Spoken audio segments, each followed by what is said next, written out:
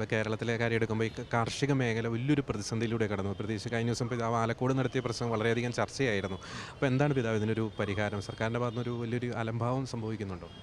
കാർഷിക മേഖലയെക്കുറിച്ച് വളരെയേറെ ആശങ്കകൾ കർഷകരുടെ ഇടയിൽ വർദ്ധിച്ചു വരുന്നുണ്ട്. കൃഷി ഉപജീവന മാർഗമായി ആർക്കും മുന്നോട്ട് കൊണ്ടുപോകാൻ പറ്റാത്തൊരു സാഹചര്യമാണ് ഇന്ന് നിലവിലുള്ളത് എന്നുള്ളത് സത്യമാണ്. ഇതിന് ഒരു പരിഹാരം കണ്ടെത്താൻ സർക്കാരുകൾക്ക് വാഗ്ദാനങ്ങളല്ലാതെ കാര്യമായി ഒന്നുമില്ല എന്നുള്ളതാണ് അടിസ്ഥാനപരമായ സത്യം.